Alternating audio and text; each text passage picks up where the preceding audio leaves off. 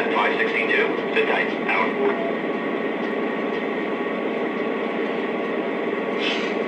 I'm taking a rest. 562 out.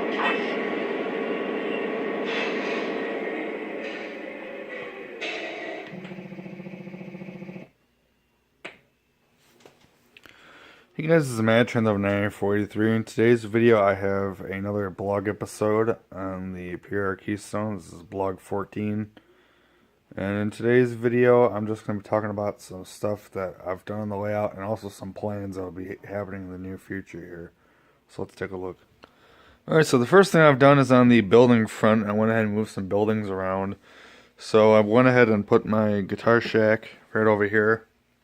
And I think that looks pretty good there. I also moved my banjo signal so that the front is facing the front of the layout. Before it was facing this way, so you really couldn't see it. So I moved it over there so you can actually see it. And then I also went ahead and moved the ranch house to right over here. So you have the two houses next to each other. And then eventually I'm going to get those Lionel lighted phone poles that they had, the ones with the lights on the side of them. I think I'm going to get some of those and string them across the layout. I think that'll be pretty cool.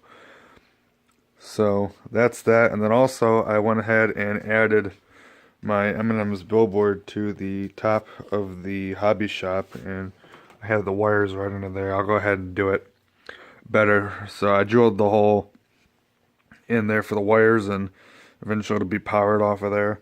So that'll be pretty cool there. So that's that. The other buildings, I got those a couple weeks ago. I went to a train show. I got the cell tower and the floodlight tower that's back there.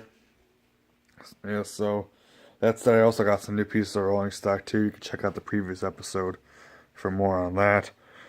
And then I've just been planning some stuff. I'm going to get some buildings over here. I'm going to get some operating buildings. I am a huge fan of operating buildings and operating accessories like the rotary beacon tower, the windmills, you name it, I love it. Honestly, if I could rip up everything and just put all operating buildings, I would. I love them. They're great. So I'm going to get the windmill for over here. I'm going to get the windmill that looks like this. It's just one I got out of a set one time. So I'm going to get the Lionel one, and then I'm going to get the one with the 3 blades on it that spins. I'll get that one for somewhere on the way out here. So that'll be that. I'm going to get a oil derrick somewhere. I want to get one of those industrial tanks. I'm going to get the rotary beacon tower, put that somewhere here. I don't know where that's going to go yet, but I'll get that when I get to it. So that's just in this area here. I've got other buildings I want to get for other places. But for now, that's that. And then also we'll talk about track, because I've been thinking about doing a lot of things with track. So the first thing is where this Alaska GP38 is.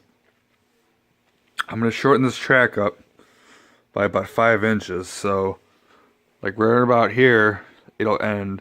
And then I'm going to have a bumper. And that way I can have a little bit more area for buildings and such.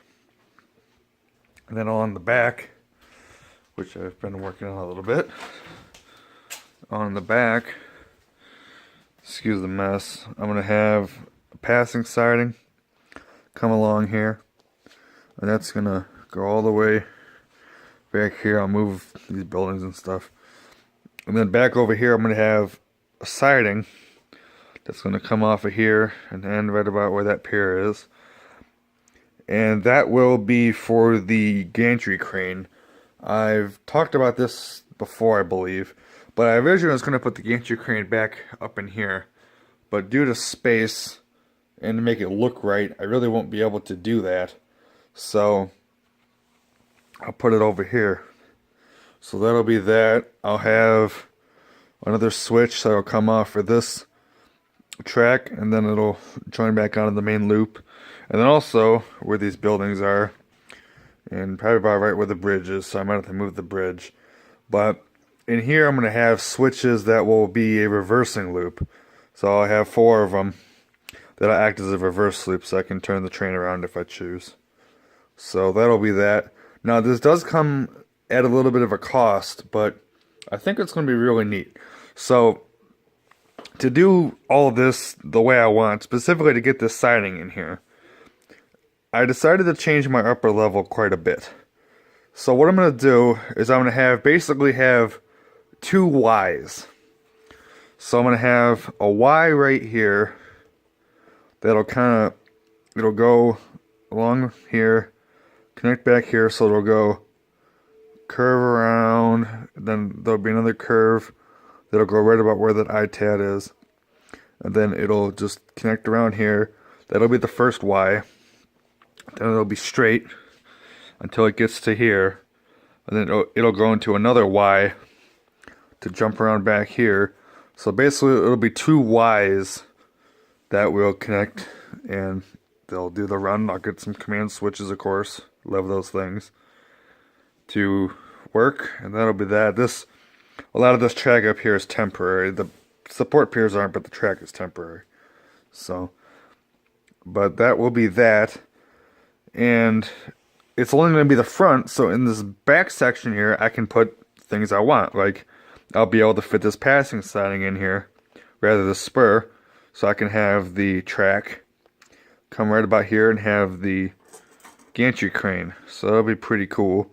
And that way I give a little action to the back, and then I can put buildings and stuff. Maybe I could put more operating buildings, of course, and do all that type of thing. So this is just in the very rough stages.